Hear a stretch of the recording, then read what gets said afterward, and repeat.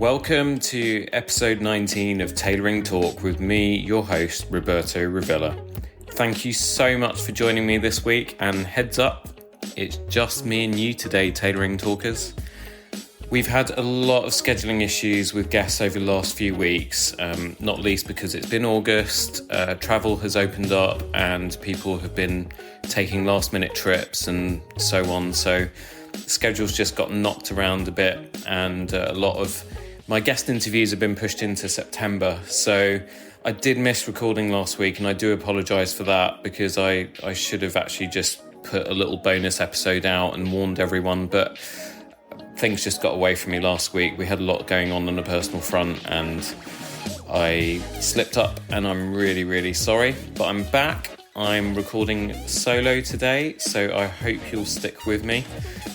There are some things that I've been asked to talk about, so yeah, let's get into it. As ever, if you like the show, please remember to rate and review us if your podcast platform allows. I think pretty much the only one that allows rating and reviews is Apple Podcasts, but that is the one that people listen to us on the most. So if you're listening via Apple Podcasts, please go down to the rate and review section. You can either just give a star rating by clicking the little sort of 5 stars underneath all the episode listings, or if you're feeling a little bit generous and you want to give some valuable feedback, then you can click the write a review link, and that will let you actually write a full review. This really, really helps new people who are trying to decide whether to listen to the show or not to actually give it a go, and it helps new people find us. And who knows, your review could just help someone who needs us at this point in time. So it's Sunday, the 5th of September. I don't know about you, but I've got a real back to school feeling. You remember when you were at school? Well, actually, maybe this was just me, because I loved being at school, not least because I hated being at home. But the back to school after the summer holidays for me was just the most exciting time, and it would take forever for the next morning to arrive, and I'd have my school uniform ready and my bag packed and ready to go. And I've kind of started doing the same thing after I take a few days off work and I'm ready to go back. Obviously, I've not had the summer holiday. I've been working really hard through August, but I did sort of just take some personal time last week for a few days. And so it does feel like I'm going back to work or back to school tomorrow. So, pressing shirts and making sure my suits are all organised and my smart casual outfits are all, coordinated and on the right hangers and things, and, iPad and all that sort of stuff, all fully charged up. So yeah, I am excited. Things have been getting noticeably busier in town. I did go to the workroom earlier today on my new Brompton, which we'll talk about in a bit, to just sort of work out what had been happening at the workroom while I was away. Basically, it looks like a bomb's hit it, and there's been a lot that's happened. So I've got my work cut out tomorrow, and I will probably need to get in there at 5 a.m. to get a head start. A new bagel shop has opened opposite the workroom. So if you're ever in Tottenham Court Road, at the corner of Tottenham Court Road and Howland Street, there's a really cool, groovy new bagel bakery. So I can't wait to try that out this week. We've basically all been sort of just watching this place get refurbished over the last few months. And, my head tailor, Luca, has just been fed up with eating Pret and whatever else it is that we've got left around there. After the pandemic decimated all the independent places in the area. So we've just been so super excited to see a new place open up. So we can't wait to get in there and try it and scare all the new staff. So it has been noticeably busier in town, and that's been a really positive thing. And I can also tell because my diary has shifted. So the next couple of weeks are pretty busy, and I've got less home visits and more actually going to see people at their offices or people coming into the workroom on a break or whatever. So no matter what you read or hear, I appreciate this doesn't apply to everybody. There are still going to be a lot of people working from home, but there is definitely going to be a significant shift of more people coming back to the office in early autumn. So that's really, really exciting. And I also can't wait to get around to see people at their offices, and not even so much because of my clients, but it's the front of house people that I know, the receptionists, the front desk people, the security guards. I always make a point of trying to talk to them if I have the time, and asking them how they are and so on, because at the end of the day, I'm really privileged to go visit people, and I can't do my job without them. And I've got to know a few of them really well over the years, and I haven't seen so many of them for so long, and I'm really, really excited to see them.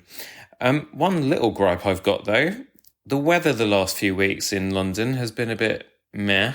It's been a bit cloudy, overcast, a bit chilly on some days, and it really has not felt like August in any way, shape or form. We always associate August with summer holidays, with being hot and sunny, having long summer days, and, spending time lounging around in the grass with picnics and stuff. And that really has not happened the last few weeks. And today we have had a heatwave kick off. What the F? Seriously, the day that I have to go back to work to a really busy week where I'm going to be in a suit or some form of smart clothing pretty much every single day. And there's a heat wave where we're potentially going to be hitting into the 30s. Can't believe it. But I haven't let the weather put me off fitness goals the last few weeks. I set a goal to cycle at least 100 kilometers a week every week, and I've been beating that most weeks, and I have been showing up almost every day doing something. It was really important. I made that commitment, and not least because I've put a little bit of weight on. So my weight loss journey has been well documented. I'm not sure I've actually spoken about it at length on the podcast yet. So maybe we should do that. Maybe we should do that in the coming week. Since we're heading into autumn, and eventually the weather will turn after this heat wave goes, and people won't be so inclined to be going out training and stuff like that. And usually it's the winter months I find where a lot of my clients do put weight on. So maybe I should talk about my weight loss journey in a bit more detail. If you'd like to hear it, then tweet me or drop me a note on Instagram, or drop me an email, or those of you who've got my phone number, then text me and let me know right now. Like while I'm asking you the question, if you want to hear how I lost 12 kilos in 3 months, then please message me right this minute, and we'll make it happen in an episode in the coming weeks. But yeah, my weight generally is around about sort of 85, 86 kilos, and it had skipped up to almost 90. I think actually it went over 90 a few weeks ago. And I'm not quite sure why. I think it's a combination of maybe putting a bit of muscle on, because I've been training quite hard recently. But I know some of it is basically I've put weight on. There's been a bit of stress going on, and stress never is helpful for good quality sleep. And a lack of good quality sleep means that you will put on weight, because my body definitely has gone into protection mode, or went into protection mode. So the last few weeks I've just kind of tempered the diet and upped my cycling. Try to get out at 6:15 in the morning and ride fasted, so that my body, when it needs energy, it's calling on my fat reserves. It's not calling on the breakfast that I've shoved down my gullet. And my weight has now dropped back down. So I'm feeling a lot better about that. But one thing that has helped is I bought a Brompton a few weeks ago, which a lot of you would have seen on Instagram, because I posted pictures of it almost straight away after I came out of the store, and you can't miss it. It's bright orange. You wouldn't expect me to just get a boring black one, would you? So so I have some questions that people have asked me about it, and I just saved them up for this episode. And the first question is what made me get one. And I've been thinking about getting a commuter bike for a little while. I used to actually, as many of you know, I got the moniker the Rock and Roll Tailor from Shortlist magazine when I won their Men Shaping the Future award a few years ago. And it was because I took tailoring on the road with a very, very loud Piaggio three-wheeler, which had an Akrapovic exhaust that you could literally hear me coming about 4 blocks away. It was really loud, and I used to rock up on this thing. It was wrapped in matte black, so it looked like something out of the Dark Knight trilogy. And yeah, so that's how I got the Rock and Roll Tailor moniker. But I have dropped back to a 50cc Vespa, and kind of my sort of commuting journey has come full circle because now I'm on a Brompton. So when I first started commuting in the West End off public transport, I started on a hybrid bike. It was a Specialized, got stolen twice, I think. And I found that a reasonably efficient way of getting around. This was probably about 12 years ago now. But then as we gradually sort of moved a little further out of town or away from the centre of town, I just sort of was feeling like, God, if this bike had like a rocket on it, then it would be handy to go a little bit faster. So I upgraded from the hybrid bike to a 50cc Vespa. And then I had that for about a year or two. And then I then sort of felt the 50cc was a little bit restrictive and I needed to go a little bit faster. So then I upgraded to a Vespa 125 GTS Super Sport in white. Beautiful bike, absolutely loved it. So I had that for a little while. And then I started looking at those MP3, the three-wheelers, because you can ride them on a car license. You don't need a CBT and so on.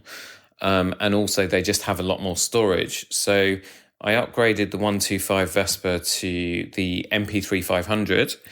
And I had 2 of those in the end, one after the other. So I had the first one for 3 years and then chopped it in and got another one.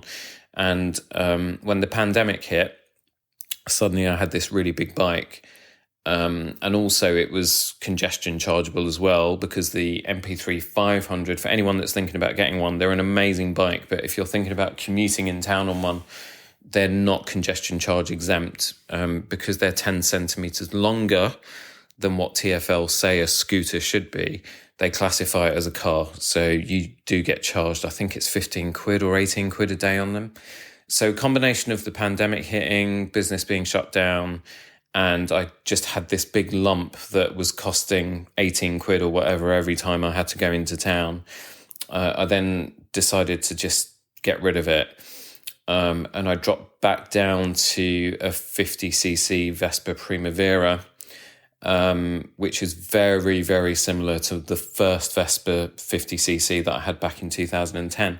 And it's a great little bike. It's bloody slow. I mean, it's not as slow now because I imported a Malossi ECU engine control unit and air intake. And the garage that I normally go to said that model cannot be de-restricted. Obviously, someone's always found a way of doing things. So I managed to find the parts on the internet and got them in. And then I basically just took the thing apart and fitted the new ECU and the new intake valves. And it now goes where before it would struggle to get over 25 miles an hour. It will now go up to about 40 and it accelerates a little bit quicker. So that's just kind of made it a little bit safer to ride because you need that little bit of power to get out of trouble. But the new problem that I'm finding now, after sort of being back in town after 18 months, is that in the intervening period, TfL and whoever have decided to change the road layouts in a lot of places. And there are so many roadworks going on that, and they're so badly planned and thought out, that you often end up getting sent into one-way systems that actually never get you anywhere. They just send you in a perpetual loop. I don't know who designs these things and when they plan them out, if they actually drive them themselves to see if they work, but they just don't. And then obviously you've got low traffic neighbourhoods and all this sort of thing as well. So getting around on the Vespa isn't actually as convenient as it used to be. So that got me thinking about a bicycle, not least because the other day a few weeks ago, I got stuck in this perpetual one-way system in London Bridge, and I needed to get to a building next to the Shard. And I was running late for the appointment. So in the end, rather than, going round and round in circles forever trying to find my way out of this thing, I ended up I spotted someone on a bicycle, and they basically went the wrong way up a one-way street, which bikes legally are entitled to do as long as they are careful when they do it. And I looked at this guy and I just thought, you cheeky bastard, you've just gone somewhere that I can't go. And in the end, I followed him by switching the Vespa engine off and just wheeling the bike through on the pavement. And then once I got to the other end, then I switched the engine on and sort of was where I needed to be. Obviously, the second problem I found is they took all the bike bays out of there, so I couldn't park the scooter anywhere. So I ended up having to then go half a mile away somewhere else and then running back so that I was sort of on time for my appointment. But anyway, look, the long and short of it is pain in the bloody neck. So I thought, God, if I could make it work on a bicycle again, that would probably make things a lot easier. But then my second worry came in. I thought back to when I had the hybrid bike back in sort of 2008, 2009, and the fact that it had been stolen a couple of times. And it's not like I wasn't careful with it. I used to double lock it wherever I left it. And every single time, I guess someone had just come along with a massive pair of bolt cutters, cut it free, and then just taken the bike. And I just didn't want to go through that hassle and worry and anguish again. So a friend of mine bought a Brompton, and then another friend of mine was doing a trip to Paris, and my friend's girlfriend is the owner of London Bike Kitchen, and so they had basically been given a couple Bromptons by Brompton for the 2-week trip to sort of test out and so on. And I started to look at these things in a bit more interest. And when you're not sort of aware of something, you don't really see them around. Well, as soon as I was aware of a Brompton, I then just saw them everywhere. And watched a few videos on YouTube and so on. And I thought, actually, that kind of gets around the security problem, because you can fold the thing up and just carry it with you. Like, I can just carry it into an appointment with me. And it also means that, if I'm commuting on it, if the weather gets bad or whatever, I can just fold it up and jump in a taxi or jump on a bus or jump on a tube or train. But when I am able to ride it, it hopefully will also help with my fitness and so on as well, because I'll just be able to get some extra miles in every week over and above the 3 or 4 road cycling sessions that I do.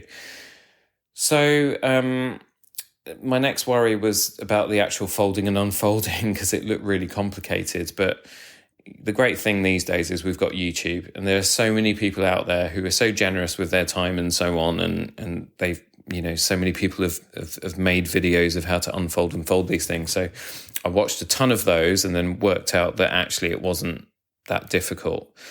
Had a look at the price of them and almost had a heart attack, because my first specialised hybrid was probably only about 350, 400, 450 quid at the most. Now I'm no stranger to spending money on a bike, because I have a specialised SL4 Roubaix, which has got full carbon 50mm rims. It's got a full Ultegra system. It's been upgraded to the hilt. So, this bike started off at 1,400 quid. It's probably worth 3.5-4 grand now. And I know that my second road bike I will go in at around 5 or 6 grand easily. So I'm no stranger to, sort of knowing that these things do cost money. But I wasn't quite so prepared for what a Brompton would cost. So the entry point into a Brompton really is around sort of 1,100-1,200 quid, I would guess. And then they can go up from there. And now you have electric Bromptons, which start at sort of 2.5-3 grand. So I then had to do a bit of homework and see what other folding bike options there were, because I wasn't necessarily sold on a Brompton, but I was sold on the folding bike concept and the fact that you could fold something down and carry it with you. So I looked at a lot of reviews of other folding bikes, and the Turn C8 seemed to be the best Brompton alternative, and it was also about half the price as well. So I read a load of reviews on that, and then you start to think about the practicality of these things. And what I realised with the Brompton, and apparently their folding system is patented, the way a Brompton folds is it kind of folds in on itself, so that the gear system, all the gearing, the chain and so on, all the greasy parts of the bike are on the inside when it's folded. So it's protected, and also you're protected, because the last thing that I want to be doing, especially when I'm wearing a suit a lot of the time, is having bike grease, chain grease basically rubbing on my clothes, because that stuff is impossible to get out.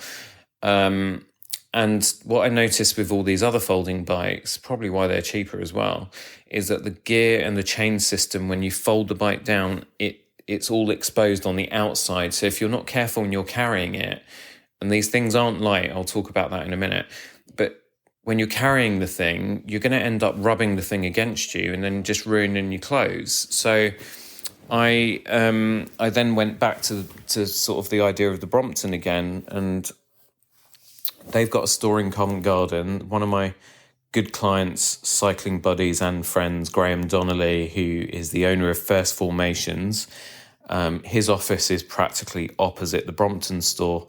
And we were long overdue a catch-up anyway, so I went for a coffee with him opposite the Brompton store. The coffee shop opposite, there were a few Brompton owners outside who had their Brompton sort of half-folded and stood up, and everywhere I looked, it was like Brompton, Brompton, Brompton, Brompton. So I was just getting hit with Bromptons everywhere.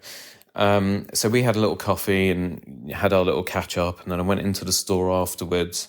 And to try and cut this long-winded story down a little bit, I ended up working out that they had a six-speed M-type handlebar, which is the in-between one. So they have a flat handlebar that gets you in a lower riding position. So a lot of people who are used to a road bike, like my friend Sarah, she went for that type of handlebar that was straight across, because she preferred a slightly lower, more sort of racing bike type position.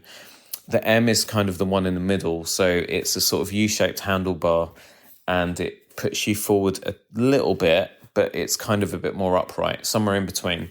And then they have the H handlebars, which are kind of, I would guess they're more a sort of Victorian bike kind of style of riding, where you're very upright. So I kind of went for the in-between option. I went for the 6-speed system, because you can either have a fixed gear, 3-speed or 6-speed. And because I've got, on my commute, I've got a couple of nasty little hills, I thought it was just better to have the full range of gears that they offer. And I wanted a back rack as well, but they don't have them in stock. So that's something that I need to just keep an eye out for and just order when they get them back in. But they actually had that in stock. They've obviously, they're very, very popular at the minute. They don't have a lot of the models and colours freely available. So if you're listening to this and you're thinking about getting one, the best thing to do is to get yourself down to a shop. And if they've got what you want in stock at the store, then just buy it and take it with you. And if you're not too fussed about the colour that you get, then so much the better, then you'll have a bit more choice. But yeah, I don't think they've got them in stock centrally, and they probably can't manufacture enough to keep up with demand.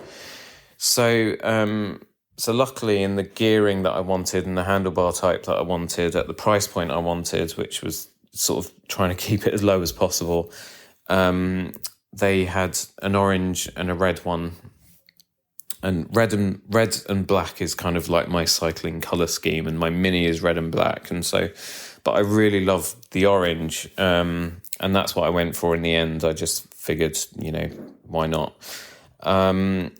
It came with the lights as well. I didn't go for the dynamo lighting system, which are where the lights, I think, are connected to the hub, which means it generates its own electricity, so you don't need to charge them up. So mine's got battery lighting, which is fine. Apparently the battery light lasts for ages between charges.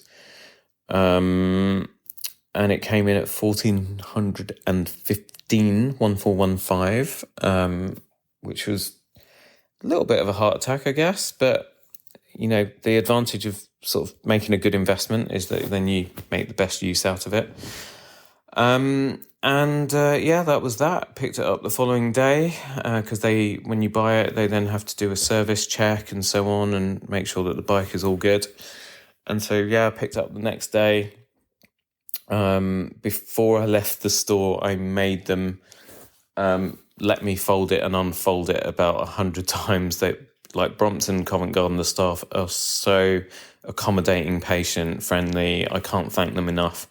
And once I got confident with the fold and unfolds, then I sort of went out on my maiden voyage, which our last guest, Guy Bauer, was staying at the Churchill Hotel or the Hyatt Regency or whatever it's called in Portman Square, which is about 3 or 4 kilometres away. So I went from Covent Garden along Oxford Street to Portman Square to meet him.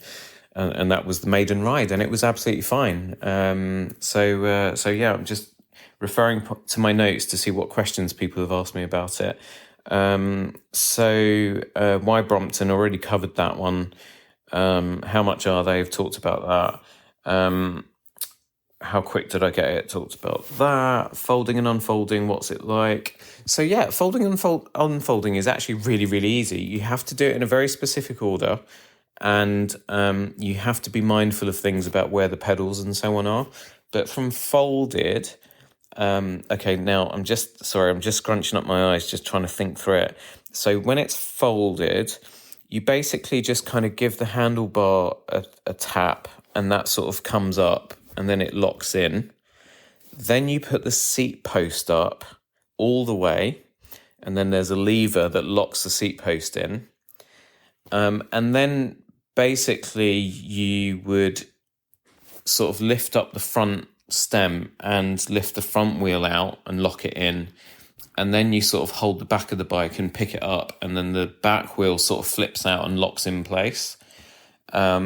You can actually cut that down to 3 moves. You can do handlebar, seat post, and then sort of pick the front stem as well as the back of the bike up at the same time and unfold them in one motion.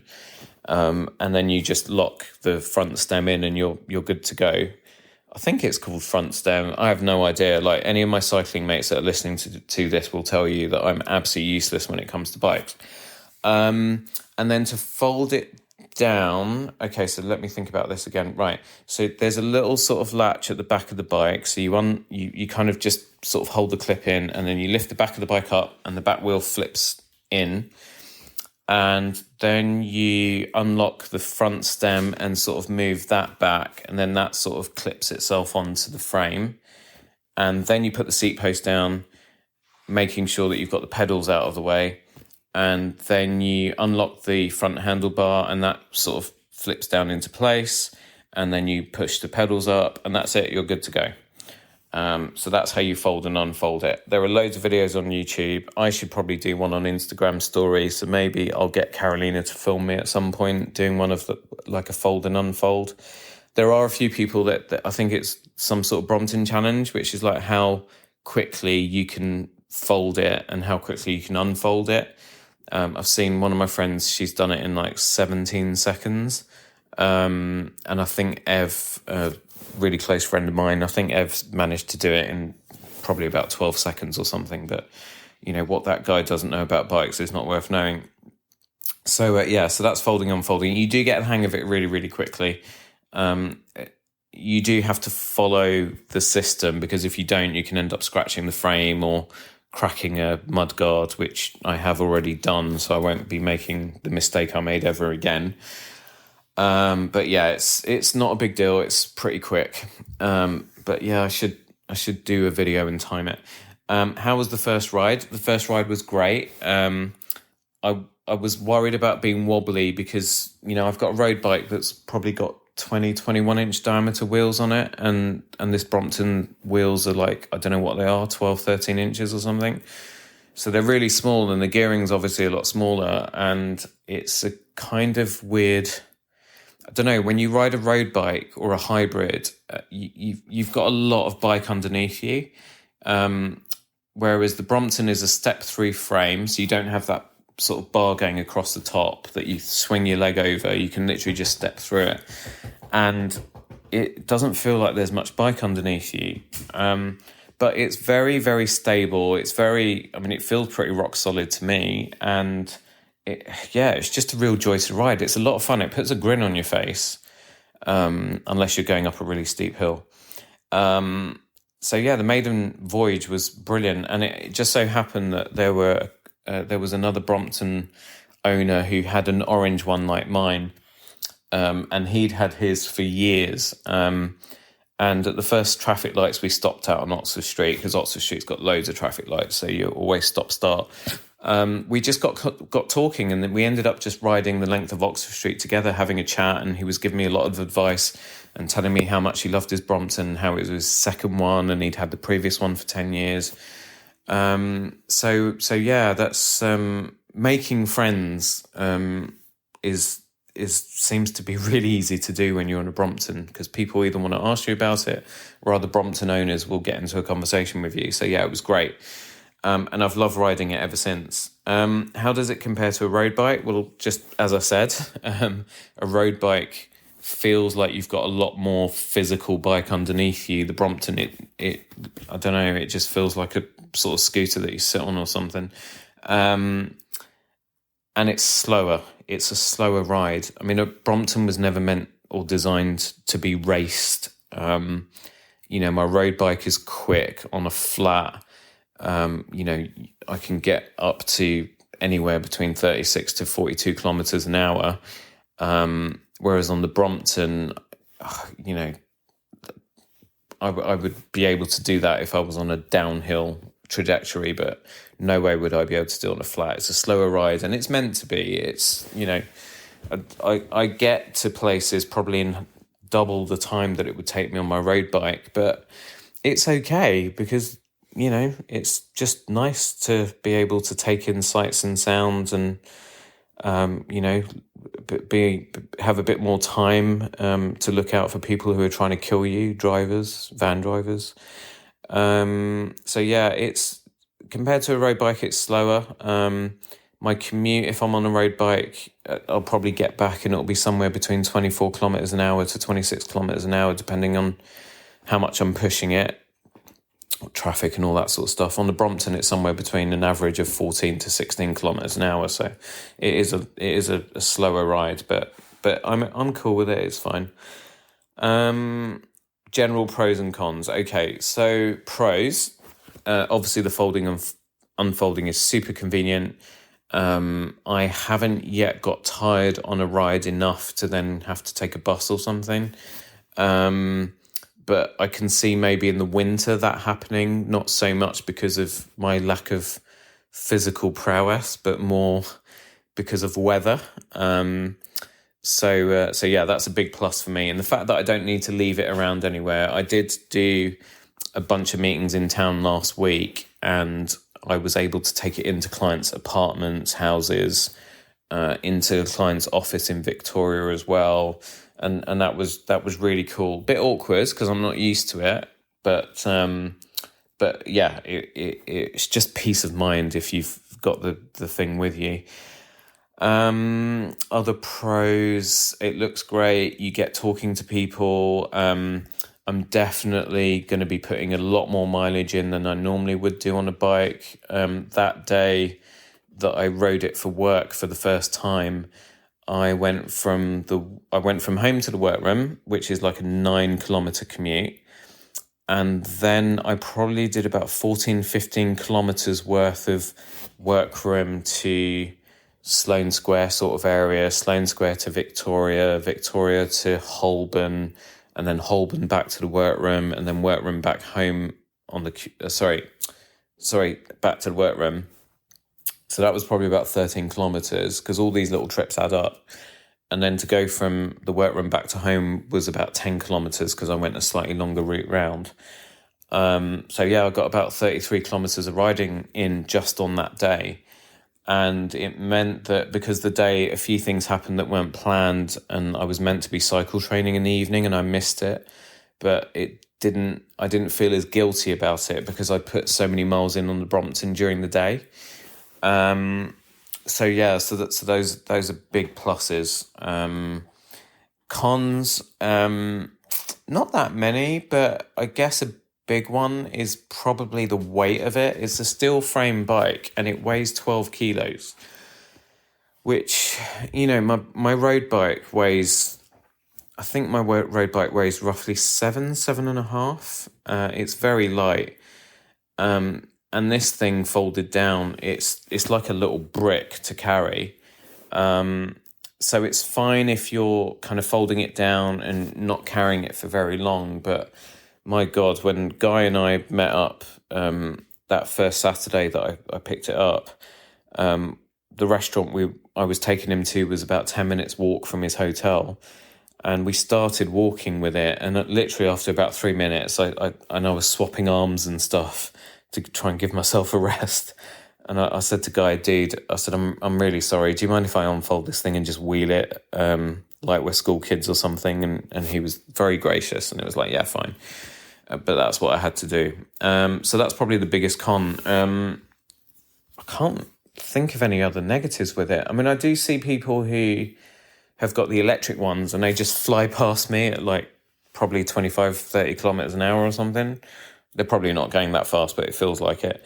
And I do sometimes wonder if I should have just sprung the extra grand and just gone for the electric version. But the electric version, the battery basically sits at the front of the bike. And the thing I do love about this, I've got a basket bag for it, and I've got the big 22-litre roll top bag that goes on the front. And I wouldn't have that much storage on it if I'd gone for the electric version, because with the electric version, to be able to carry stuff around, you really need to have the back rack as well.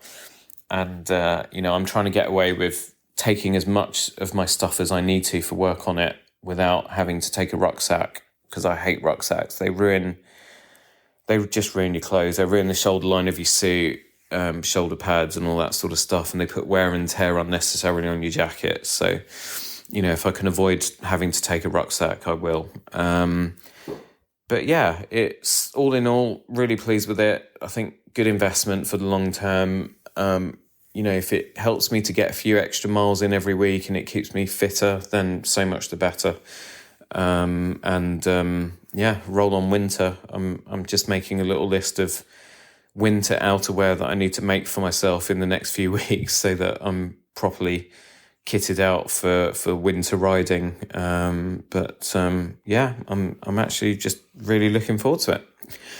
So that's the Brompton. If you've got any questions on it that I haven't already answered, I tried to get most of the questions that some of you've sent me covered.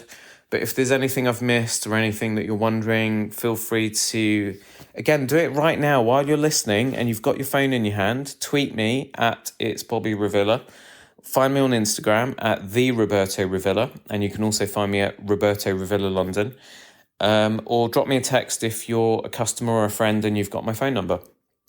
There we go.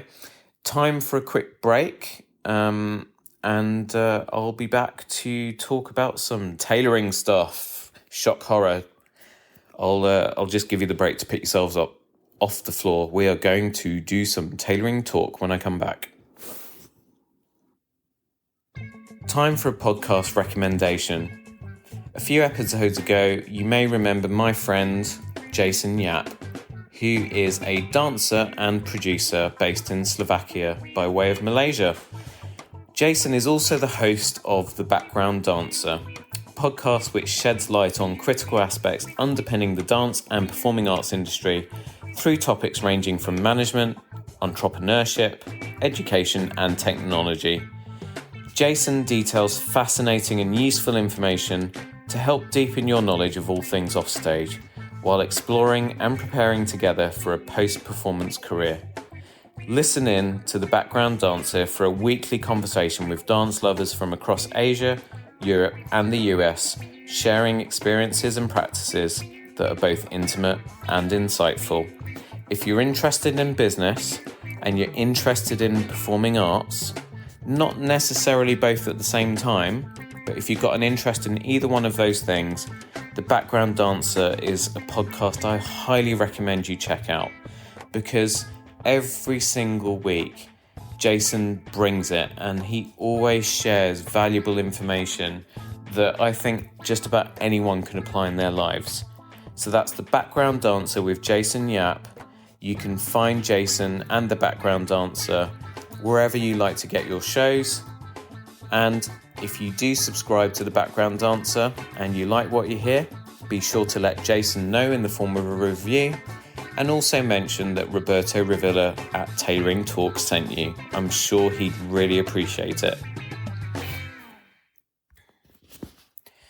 Hi Tailoring Talkers, welcome back to part 2. So, 2 big things happened this past week. Firstly, we won an award. I received a suspicious looking package in the mail, and I didn't know what it was. So anyway, opened it up really carefully, and it was a frame with a certificate sort of looking thing. If you head over to at Roberto Revilla London on Instagram, which is my company Instagram page, you'll see what I'm trying to describe. But basically, we won Best Suit Tailors in the UK, and it was a Business Wire Entrepreneurship Award, SME. I think it's SME News, actually. I should pay more attention. But anyhow, it's sitting on my desk in the workroom, and I need to go and hang it up in my office there tomorrow for all our clients who visit us there to see. So yeah, really, really chuffed and honoured, actually, and humbled as well. So anyone who's listening to this that voted for us or recognises that award as something that they were involved in putting us forward for, I really, really appreciate it. We tend not to enter for awards because I just believe in getting recognised for things on merit. So when these things do happen, and they have actually happened quite a lot to me over the last few years, I really, really do appreciate anyone who basically was involved with putting us forward and giving us some recognition for all the work that I and my team do.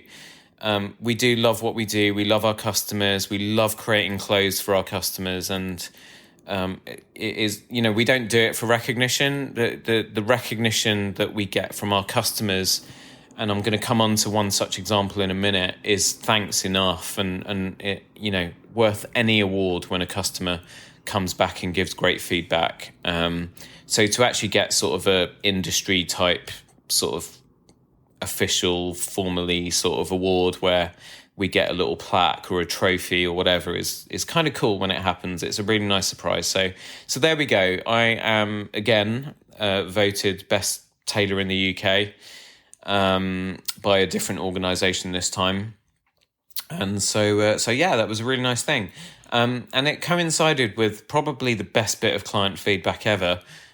So one of my clients is Ed Little at Ardian Partners. Ed is in private equity, and Ed is still quite young. He has been named in 30 under 30 lists in his industry multiple times. He's just super successful for someone so young, and he is also just one of the nicest people as well. Like, I love working for him. He really kindly introduced me to one of his gym buddies recently, and we got on like a house on fire. And Ed's just been such a great supporter. And someone once taught me that the best type of client you can have is someone who you consider a friend. So when you see them in the diary, you're like not going to see a client, you're going to see a friend. And that's what it's like with Ed for me. He's become a great friend over the years. So the most recent thing I did for him was a sort of tan linen suit, single-breasted 2-button with a double-breasted lapel. Ed's got a bodybuilder's physique, so he's quite broad on top, quite muscular, and then very narrow in the waist. And then he has got a booty, big thighs, and then, massive calves and all the rest of it. So he finds it quite tricky to buy stuff off the peg, because obviously off the peg stuff is not built for people who are like inverted triangles. So a linen suit is what we needed to do this time round. And its first outing was at a wedding that Ed had this past bank holiday weekend. Hang on, was it the bank holiday? I can't remember. No, I think it was, so today's Sunday, so I think this wedding was on Friday. So I couldn't actually deliver it to Ed in person because he'd been on holiday, and then when he got back, I was then off work for the week. So we agreed that I would just send it over to his apartment and he would just try it on, and we knew that it would probably fit 90% and that I might need to do some tweaks afterwards, but he was pretty confident in my abilities that it would be at least enough for him to be able to wear to this wedding. So I sent it over, and then Ed's on Thursday night, he texted me to say that the fit was perfect. It might just need a little tweak on the waist, but from the photos I saw, it looked pretty damn perfect to me, and he looked amazing. So he wore it to this wedding on Friday, and then Friday evening I get a message from him, and he basically said that Tom Brown, Tom Thom, who is a very famous menswear designer, clothes designer, he also does make women's wear as well, was at that wedding and approached Ed and told him that his suit looked amazing and really complimented him on it. So that was the first bit of amazing feedback from Ed, that Tom Brown, who is successful. I have not made it. Like, you make it when people know your name. People don't know my name. The only people who know my name are the listeners of this podcast and people who follow my blog and follow me on social media, and I don't even have that many of those. So, and our customers, obviously. But for Tom Brown to actually compliment my work was just amazing. I'll get all the gory details from Ed because I've got so many questions, like, did he walk over to you? Did he spot you from a distance? Did you show him the label? Did you tell him who I was? Did you do a twirl for him? Did you show him all the little kind of intricate little details that I put inside? Did you show him the buttonhole in the lapel that is just absolutely perfectly stitched from start to finish? So many questions. But so I texted Ed back and I said, thank you so much. And I said, I guess that means I did a pretty good job then. And Ed texted back at about 1 a.m. So I was asleep by this time. So it was a really nice thing to wake up to. But Ed texted back and said, actually, let me find it and I'll tell you what he said. So he said, right. He said, you're better than him. So many people are loving my suit. You might have lots of calls tomorrow! ! Like, wow. You're better than him. And it wasn't even, I could tell the way that he wrote it, because Ed doesn't really text that much. And when he does, he's very concise in what he says. He doesn't waste any time. And it was literally statement, you're better than him. Also, that means he's probably bought some of Tom Brown's stuff in the past then. That's another question for Ed for my list. So yeah, that was pretty awesome and quite humbling as well. So naturally I tweeted it out. I put it on Instagram stories and I had a really nice response. And if you're one of those listening that congratulated me or said really nice things about that when I shared the story, then, thank you so much. And speaking of tweets that got some attention and is still getting attention even as I speak. So another of my newer clients, Alex, who's a lovely guy. Alex, I've just done his wedding. He married the beautiful Jess a couple of weeks ago, and I made a wonderful 3-piece royal blue tick weave suit for him. And he's just such a great guy. I'm really excited to work with him in the future on other stuff. But Alex messaged me yesterday, and his question was, Quick question, Bobby. Do you wear a belt with a tux, as in a dinner suit?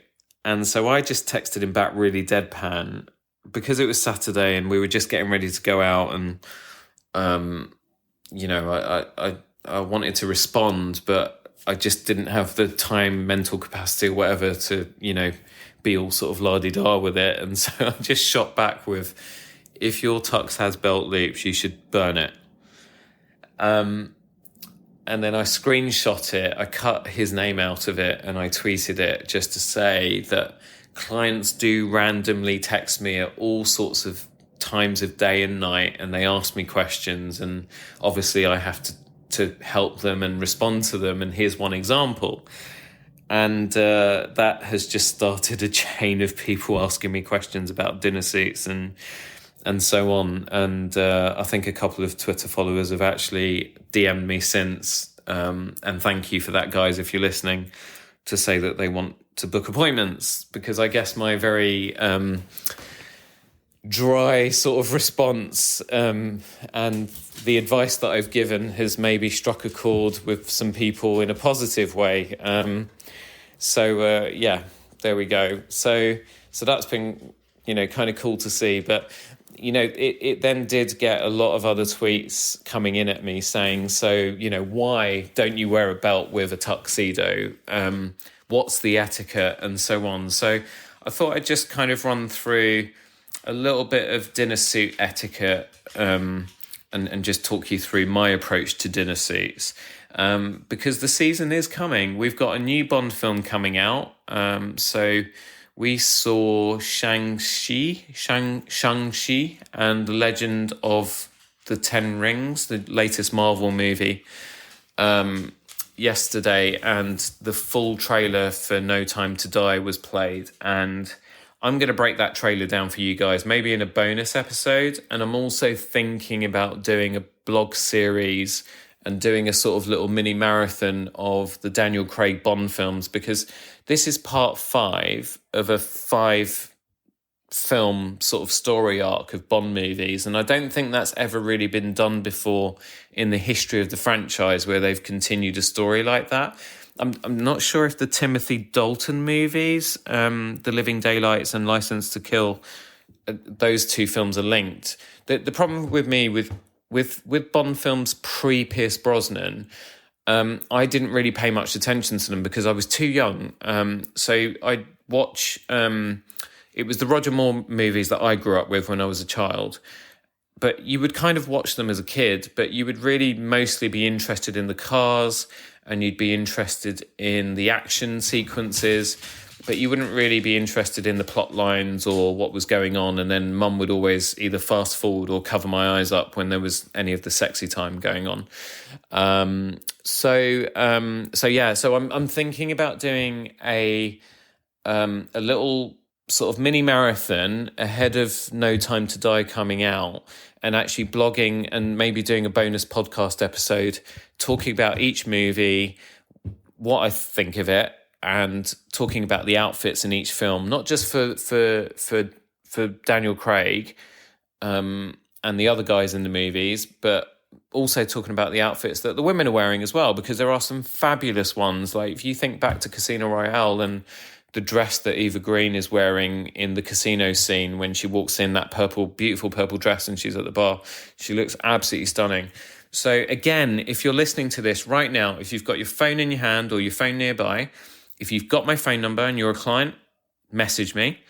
If you are following me, or if you can access Twitter or Instagram, at It's Bobby Revilla on Twitter, at Roberto Revilla London, or at the Roberto Revilla on Instagram, DM me, message me, make a comment on a post, whatever, and let me know if you want to hear me do Bond.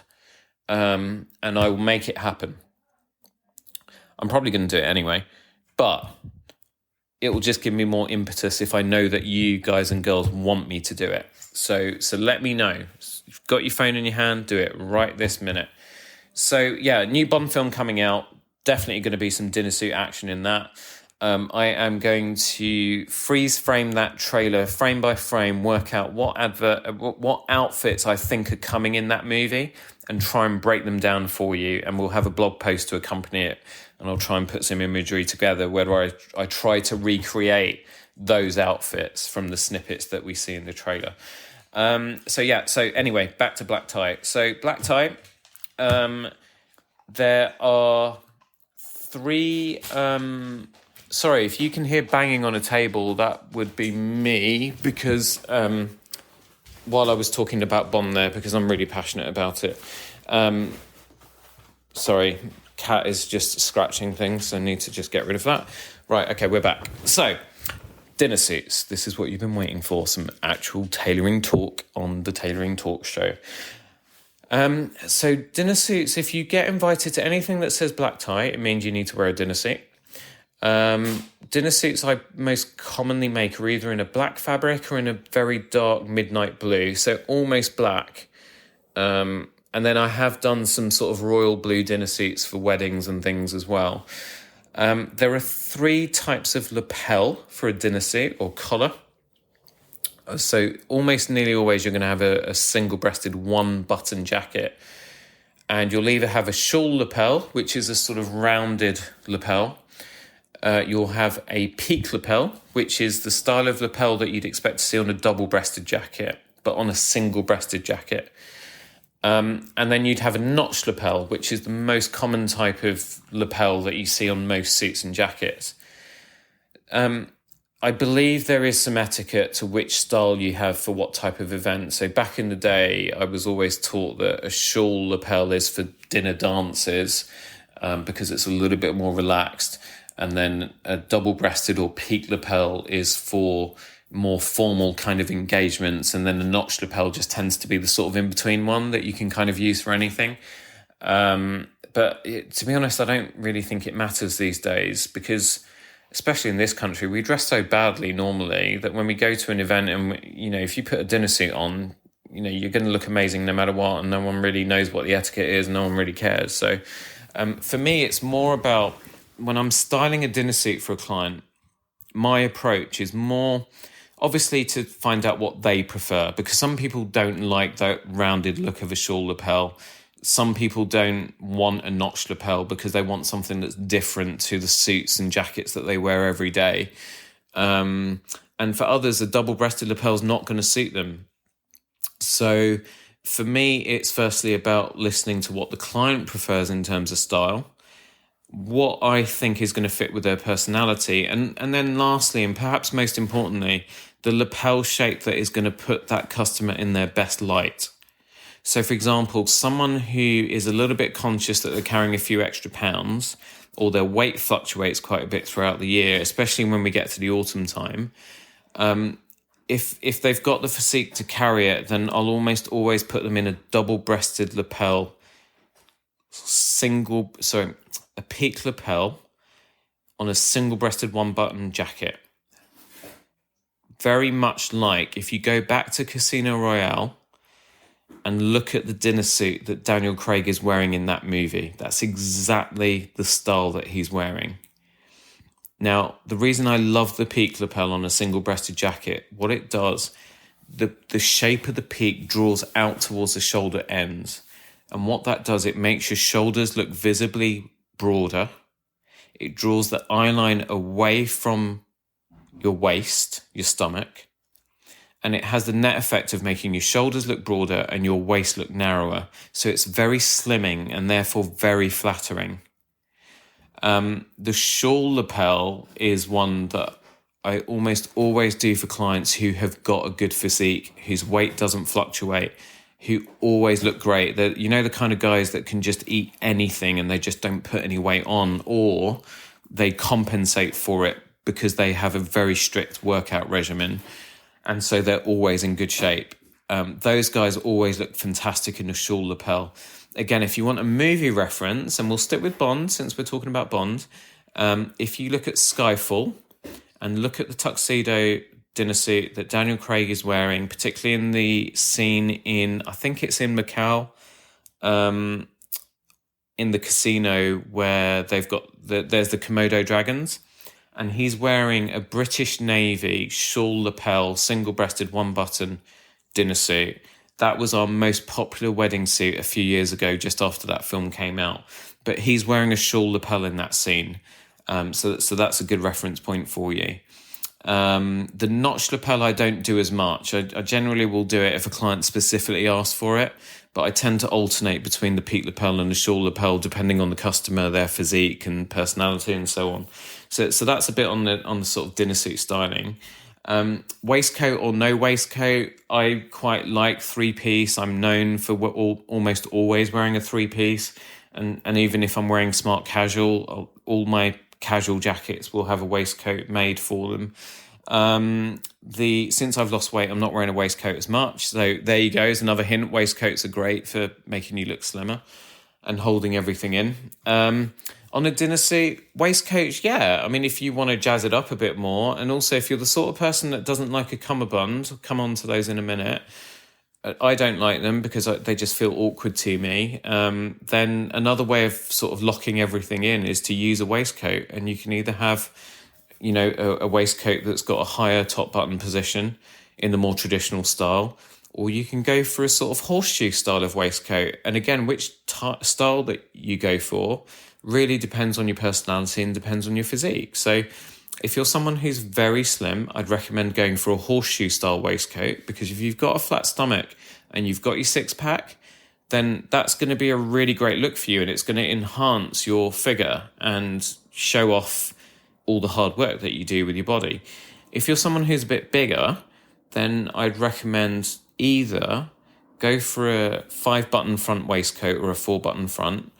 Don't go for a horseshoe because it will just make you look and feel bigger. Or don't bother with a waistcoat, wear a cummerbund instead and just suck it in. So that's a bit on waistcoats. Trousers. So trousers on dinner suits are almost always plain fronted with a satin stripe down the side. And then the waistband does not have belt loops. So going back to Alex's question to me yesterday, I kind of probably rather flippantly said, if your dinner suit's got belt loops on it, then burn it. Similarly, if you have a tailor who recommends belt loops on a tuxedo, fire them straight away because they don't know what they're doing. But yeah, I mean, the reason why you don't have belt loops on a tux, really, you have braces buttons. So if your weight fluctuates and sometimes your trousers hold themselves up on their own and sometimes they don't, that's what the braces are for, to keep them up. I set all of my dinner suit trousers with a very discreet side adjuster, which gives about 1 inch to 1.5 inches of movement. So if you're someone who does fluctuate, when you're lighter, you can pull your side adjusters in a little bit so that it tightens up on the waist and the trousers hold up. And if you're feeling a bit bigger, then you can loosen them off. So you've got that versatility.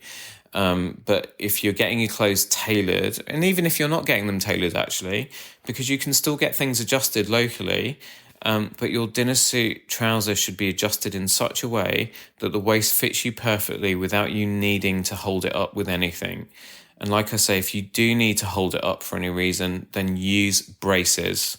So yeah, you never have belt loops on a dinner suit. Traditionally, the reason why you don't wear a belt with a dinner suit is because you would traditionally be expected to wear a cummerbund. And if you think about it, if you had a cummerbund on and then you had a belt as well, the two things would create friction, first of all, so they'd be rubbing against each other and it'd be very uncomfortable for you. And also you would have 2 layers of things around your waist, quite tight on you. And again, that would be really, really uncomfortable. I mean, look, I said earlier that I don't like cummerbunds. The reason they exist is because firstly, they keep your shirt, your shirt overhang and so on. They stop that from happening. They give you a much sleeker line. They make you look slimmer. And I think there was a practical purpose for them back in the day, that if you were going to the opera or something, you'd be able to put your sort of ticket inside because the folds on them sort of point upwards. So I say I don't like cummerbunds personally. I think since I've lost weight and my gut isn't as big as it was maybe 10 years ago, I don't mind them so much now. And, you do feel kind of a bit superhero-like when you put them on. I mean, that's cummerbunds and belts don't go together. So and given the choice on a dinner suit, you always wear a cummerbund. So yeah, there you go. Anyway, so that's that. And another thing I just want to say as well: when you wear a dinner suit, make sure you have proper dress shoes for it. And what I mean by dress shoes are either patent shoes, so that real high shine, glossy sort of finish on the shoe, or just a really good quality high shine leather. You never ever wear normal work type shoes with a dinner suit. Please do not do it. You do not wear shoes that are unpolished. You do not wear shoes that are worn with the soles flapping away. Just don't do it.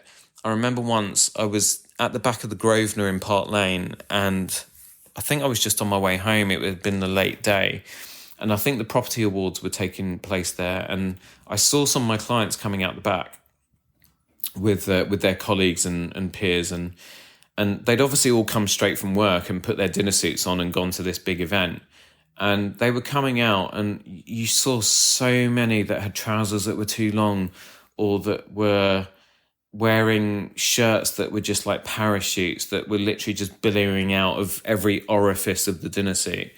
But the biggest hoo-ha, big mistake that I saw being made was these guys walking out and they were wearing their work shoes. And never mind the fact your work shoes should be bloody polished anyway and presentable.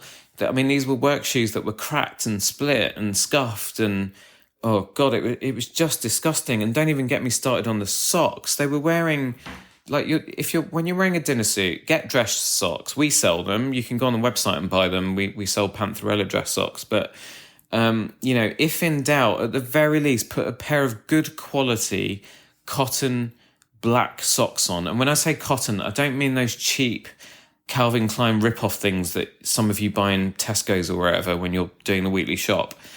I mean, go to Phoenix or go to Selfridges or one of these, or if you're listening in the USA or somewhere, go to Macy's or somewhere and just get a good, spend money on them. Spend $15, $20, $30 or pounds or whatever. Just good quality dark black socks, please. Was that too much? I need a break. Okay, we're going to take another quick break, and then I'll be back to talk about some technology stuff. See, we're coming full circle with this podcast. We started off as Tailoring Tech Talk, and then we migrated to Tailoring Talk because the tech bit wasn't happening every week. But I do want to just touch on some technology talk, if that's okay with you. Do I have your permission? Cool.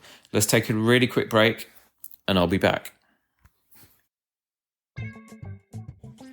Another podcast recommendation for you. I'd like to introduce the Play, Pause, Turn podcast with John Evans, Amy and Alex Hansford, Mark Holmes, and yours truly, Roberto Revilla. We are TV, movie, and comic book geeks through and through, and we share our thoughts on the latest releases, old favourites, and interesting topics every fortnight. You can find the show at the website Plays, Pause, Turn Show.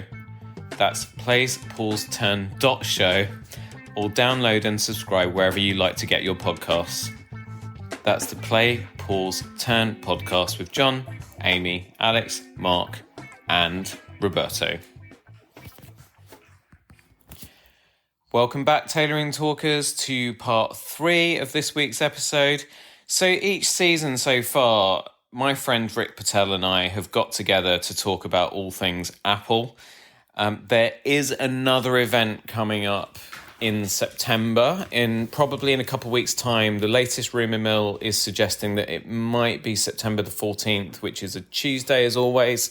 So looking forward to that, obviously keeping our eyes peeled to see when exactly that new Apple event is going to take place. And then Rick and I will make sure that we get together maybe just before with our predictions, and then straight afterwards to unravel everything that gets announced. So I think it was this season we were talking about iPhone 12 because we'd had the phones for a few months. The iPhone 12 came out in October, November of last year. I've always been a Max user. So the larger size handset, my last phone was the 11 Pro Max. And I went down to the regular size iPhone 12 Pro this year. And, I've got no regrets about doing that. The size of this phone has been great for me. When cycling, it's great because it doesn't stick out of my jersey pocket. It fits better in my jeans pocket. It's much easier to hold in the hand. It's less tiring when you're doing a lot of emails and stuff on there. It's just convenient all through. And also, I have a Mini Cooper S, and, if I had the iPhone Max, then it would have to go in the glove box, which, to be fair, is actually probably where it should be. So I've been really pleased with the size of it. It's been great. The problem that I've got after all this time is the battery. It is absolutely effing rubbish. Like, oh my God, it's rubbish. I barely get to about 10 o'clock in the morning in a working day. My working day starts at about 5:30. So I get up, my alarm goes off, I turn it off, I go to the bathroom and do all the things that you do and shave and get ready and all that sort of stuff. And while I'm having breakfast, before I leave the house, I like to just scan the news, see what's going on, sort of just check things like LinkedIn and have a quick scan through to see if there's any major news about any of my clients or anyone that I'm hoping to be working with at some point in the near future. Scan the general news to see if the government has completely ruined the country or not yet. All that kind of stuff. And then I will now cycle or scooter or drive into town, depending on what my day's got in store. And through the course of the morning, it will literally just be checking the phone every now and then for, to see what my next appointments are, maybe to look some things up. If I'm getting some new stuff ready for a customer and it's anything that's interesting that I might want to Instagram later or put on the website, then I'll take photographs of it. And I'll be maybe listening to a podcast whilst I'm sort of not with a client, doing stuff in between. Nothing that's too taxing in terms of use, but literally by about 10:30, I'm going to one of our tailors and trying to find a charger to basically juice the thing up, because the damn thing's near enough on 20% or something, and I know that I'm not going to be able to get through the rest of the day. So I end up recharging this thing up. Most full-on days, I'll probably need to top it up 3 times. So my advice to you, if you're thinking about upgrading in September, whenever they announce whatever it is they're going to announce, if battery life is important to you, go for the larger size phone if you can stomach it. Because really, I've got portable power banks. I've got a new Anker power bank which snaps onto the back of the MagSafe adapter on this phone, and will sort of give it a full charge.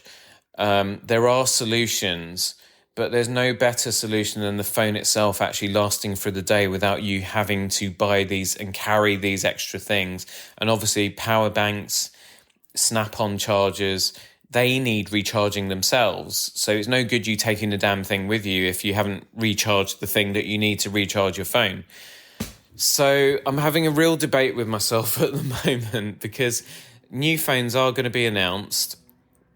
I'm really seriously thinking about upgrading. I didn't intend to. The idea of going for the 12 Pro is that it would do me for 2 or 3 years, and I would break this habit of upgrading my phone every single year, because I just don't need to, because the technology has got to that point.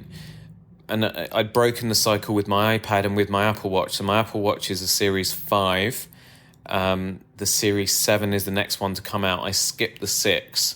So I am going to upgrade to the 7. I'll come on to that in a bit.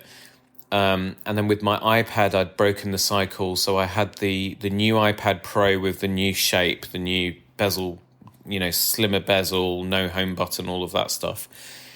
And I skipped, I think it's 2 iterations of the iPad Pro before going for the new one, which is the M1 iPad Pro.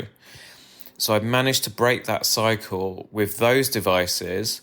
But with my phone, I just end up upgrading the thing every year, and I need to stop doing that. So the iPhone 12 Pro was meant to be my phone for at least the next 2 versions of the iPhone before I upgraded again. But this battery thing is a real problem. It really is. I need my phone to last me through the day. It's a little bit better since I switched off 5G, and I've switched off a bunch of other things, and also raised to wake, where your phone's sitting down and the screen's off, and then as soon as you touch it and pick it up, it then wakes up. Apparently that uses a lot of battery. So if you guys and girls have got that feature switched on your phones, and switch it off, go into settings, display, and then raise to wake, just turn it off. So the battery has been a little bit better since I switched those things off. But why on earth should I, especially in the centre of town where we've got a 5G antenna, like somewhere around the workroom, why should I sacrifice data speed, especially when I'm looking at a lot of images? I'm sending a lot of images to customers and so on as well, because it's what I do. My work is very visual.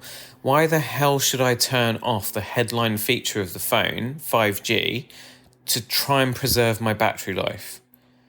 It's really not on. It really, really isn't. So I think I'm going to be watching really carefully what they're going to do with the specs of these new phones. I'm not expecting there to be a big bump in features from the 12 to the 13, if that's what they're going to call it. From last year's phone to this year's phone, I think it's going to be an iterative upgrade. There's not going to be any change to the design. They might improve the camera a little bit, but I think other than that, there's not really going to be much else going on in there. So what I'm going to be most interested in is what the... I'm really sorry. I'm just going to pause here because someone's just decided to switch their flipping lawnmower on next door, and I think it's my neighbour, who's an absolute bitch, and I think she's doing it deliberately because she can hear that I'm talking to no one. Just a sec. Right, okay. Yeah, I was right. It was my bitch of a neighbour.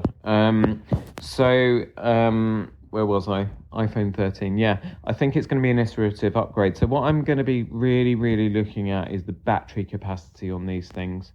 And if I see that there's a significant jump on the Max, if I see that there's a jump on the Max from last year's battery, because last year's Max, the 12 Pro Max's battery is slightly smaller than the battery that was in the 11 Pro Max, which really makes me wish that I hadn't bothered upgrading the 11 Pro, because I had that phone and it was great.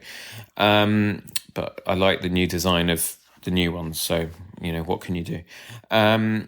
So, yeah, if the 13 Pro Max battery is slightly bigger than last year, that means it's a massive jump for me from the battery I've got in this phone. So I will most likely then upgrade.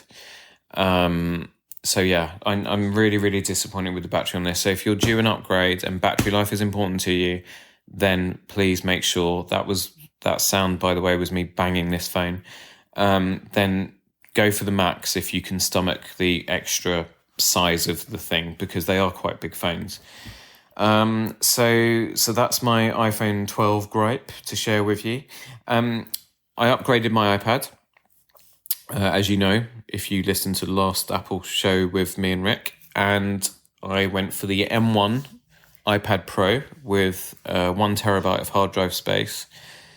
And I have to say, it's a huge disappointment. Look, don't get me wrong, the thing is lightning quick, and where I've noticed it the most, the extra performance, is when I'm using Ferrite Audio to record and edit the podcast. And previously, when editing, I would have to restart the app like 4 or 5 times because it would just lock up.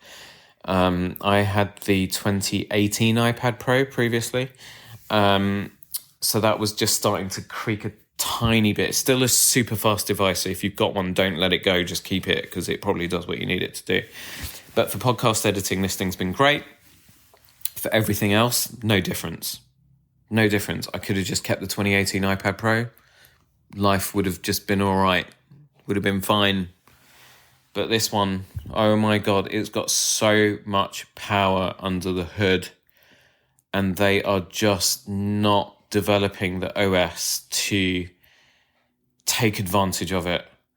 And I was really hoping with iOS 15 that they would do something fundamental with the software to take advantage of all this raw power.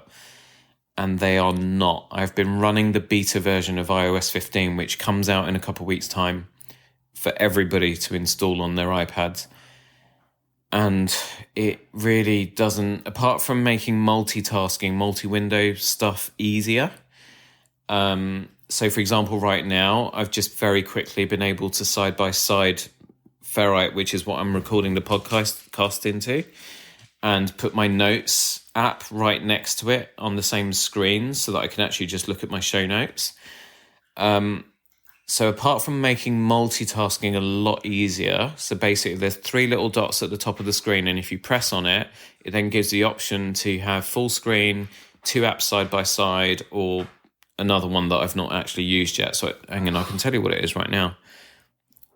So you can either have just one app full screen. The middle option is to have 2 apps side by side. So if you hit that one, it will come out of the app that you're in. It will minimize it.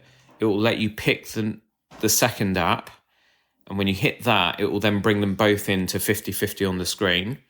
And then the third icon basically lets you put your second app, but not taking up half the screen, maybe taking up 25% of the screen. So, for example, you might want your text message app, iMessages, just to take up a little bit of the screen on the side. But it makes it a lot easier to do that, because before, in iOS 14 and 13, there was some convoluted multitasking gesture thing with 3 fingers and swiping in and out and holding things down. And, basically you felt like flipping some sort of magician. You needed to be some magician to get it working. With this, it's just so easy. So that's a really, really good little change they've made. But fundamentally, there's not really much difference with this thing. Yeah, you can move the widgets around here and there and all that sort of stuff. But, it's like whatever. I'm really, really, really disappointed. So my advice, if you've got a 2018 or a 2020 iPad Pro with, I think it was the A12Z processor, just stick with it. Don't bother upgrading to the M1. M1 for me, they've not done anything with the software to actually take advantage of the thing. It's like, I don't know, it's like giving a Ferrari to your gran. It's probably the best way I can describe it. Or giving a Ferrari to Morgan Freeman in Driving Miss Daisy. You're just going to say, yeah, where to? And then it's going to take 2 years to get there. He's not going to take advantage of that engine power. So, yeah, there you go. And lastly, watch. So I get asked questions about Apple Watch and fitness devices a lot. A lot of clients are using Fitbit, and a lot of clients are using Garmin's, and some are using Apple Watches and so on. And, they're all hoping by strapping this thing, it's going to make them lose 10 kilos magically. Like, newsflash, people, it's not just about wearing a fitness device, it's about changing your lifestyle. But as I say, we will come on to that in another episode if you want me to. So if you've got your phone handy, you know what to do. But yeah, my Apple Watch, I use it every single day, so much so that I'm thinking about selling my Omega Seamaster. I have the Casino Royale version. It has sat in a box for God knows how many years now, and I just don't use the thing. Carolina probably won't let me get rid of it because there's a story attached to it. It's got sentimental value, but it really does seem like such a waste. But I wear my Apple Watch every day. I do credit it, along with making a commitment to certain lifestyle changes. I do credit it with really aiding and assisting in my weight loss and my fitness maintenance, because it does keep me in check. I don't use it for anything else other than telling the time and tracking my, heart rate, fitness, calories and whatnot. I do sometimes use it to check messages and so on. I have got the version of the watch that does work independently from the phone, so I can make and receive phone calls from it, but I've actually turned the mobile data feature off because I've decided that I'm fed up with being contactable all the time. But yeah, predominantly I use it for telling the time and for fitness tracking. And I've tried everything else. I've tried Fitbit, I've tried Garmin's, I've tried everything, and hands down it's the best. Not perfect, but it is generally, as an all-round, and especially if you use an iPhone, it's the best. My Series 5 does everything I need it to. The reason why I want to upgrade it is because it is absolutely scratched to buggery and it looks awful now. So I think it's just time to change it. And, it just doesn't look presentable. It's like I'm wearing, clothes that I'm getting people to invest serious money in. And then my watch is all scratched up and stuff. So I think I've traditionally, the last few years, gone for the sport versions, which are in an aluminium case. But I think I might spring for like a gold stainless steel or something next time. So with a leather strap, so it just looks a bit more lush. I will be upgrading the watch. I'm hoping that they will make the battery nice and fast to charge, because I think the Watch 6, those of you that have got it, again, do message me and let me know, but I think the Watch 6 does charge a lot quicker. That's the fundamental difference between the two, and I think the Watch 6 has got blood oxygen monitoring or something, but who cares? I'd like the battery to last longer. I'd like it to charge quicker. I would like the display to be a little bit brighter, especially when out in direct sunlight. Because sometimes when I'm cycling, I really have to raise my wrist to my face and, look at it. And I would also really love for them to put an auto pause feature into the cycle activity thing on the fitness workout thing. Because that is really frustrating, because every time my bike stops for any significant amount of time, I have to manually pause my watch. And yeah, I know I could use Strava, but the problem with Strava on my watch is it doesn't then update my vitality, insurance, health points and stuff, and blah, blah, blah, story for another day. So anyway, and I think the rumour with the new Watch 7s is that they're going to follow the new sort of sharp edge form factor of the iPhones and the way that those have been changed in design over the last year. So that'll be kind of interesting to see. There is a big rumour that there are microchip delays and all that sort of stuff going on. So when they're launched, you won't be able to get hold of them for ages. So if any of my friends, Hugo at the Apple Store in Brent Cross, if you're listening, please hook me up. So anyway, yeah, that's Apple Watch I will be upgrading. But I'll hopefully be catching up with Rick in next week. And by next week, we hopefully will know when that Apple event is taking place. And we will have Season 3's Apple event episode for you. So yeah, that's it from me this week. I've got nothing else. I think we're almost at an hour and a half. So if you're still here, well done. You deserve some sort of award for bravery and patience. Listening to me ramble on. It's very hard recording a podcast on your own, people, because I've got no one to play off. So I just have to imagine that you're all sitting here with me in this room. I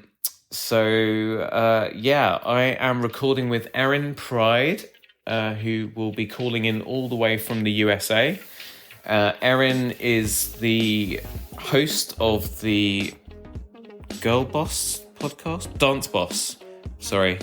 podcast, and she is the mastermind between dance entrepreneurship.